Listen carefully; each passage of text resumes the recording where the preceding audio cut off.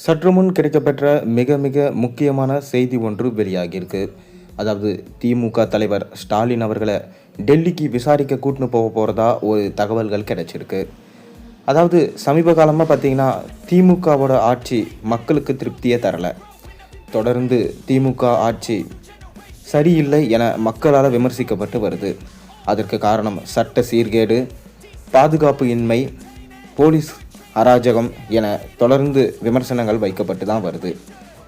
மேலும் ஸ்டாலின் அவர்கள் 200 தொகுதிகளுக்கு மேலே வெற்றியை காண்போம் என சொல்லப்பட்டு வராரு. ஆனால் போகிற போக்க பார்த்தா நிச்சயமாக 40 தொகுதிகளுக்கு மேலே கூட ஜெயிக்க மாட்டார் போல். இப்படி இருக்கும் சமயத்தில் தான் திமுகவின் ஆட்சியின் மீது அனைவருக்கும் அதிருப்தி ஏற்பட்டு விட்டது. அவர் ஆரம்பத்தில் 2021 சட்டமன்ற தேர்தலில் நிறைய வாக்குறுதிகளை கொடுத்தாரு. ஆனால் எந்த வாக்குறுதிகளையுமே அவர் இதுவரை நிறைவேற்றவில்லை என மக்கள் குற்றம் சாட்டிட்டு வராங்க.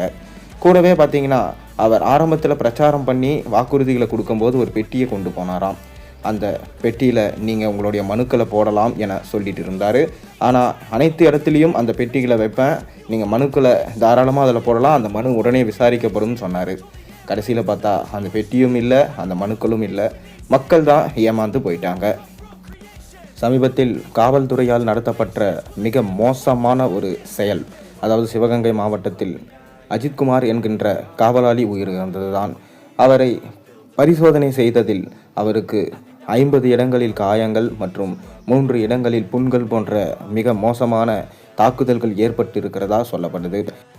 இதனால் திமுக தலைவர் ஸ்டாலினிடம் நிறைய கேள்விகள் கேட்கப்பட்டது. அது மட்டும் இல்லாமல் காவல்துறை அதிகாரிகளை நிறைய அமைச்சர்கள் அவங்க கையில் வச்சுட்டு இருக்காங்க எனவும், திமுக தலைவர் காவல்துறையை தன்னுடைய கட்டுப்பாட்டில் வச்சிருக்க தவறிட்டார் எனவும், அதனால தான் இந்த மாதிரி ஒரு கொடூர செயலெல்லாம் நடந்திருக்கு எனவும் சொல்லப்பட்டு வருது.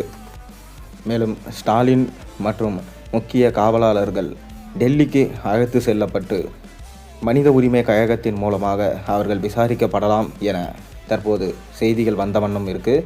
அது மட்டும் இல்லாமல் இந்த 4 ஆண்டு கால ஆட்சி காலத்தில் ஒரு நல்லதுமே தமிழ்நாட்டுக்கு நடக்கலை. ஸ்டாலின் எதையுமே செய்யலை. அது மட்டும் இல்லாமல் இப்போ 5ஆவதாக நடக்கக்கூடிய இந்த ஆட்சி காலத்தில் படுபடும் மோசமாக இருக்குது என மக்கள் விமர்சனம் செஞ்சுட்டு வராங்க. நீங்கள் என்ன நினைக்கிறீங்க? மீண்டும் ஸ்டாலின் அவர்கள் ஆட்சி பிடிப்பாரா இல்லையா?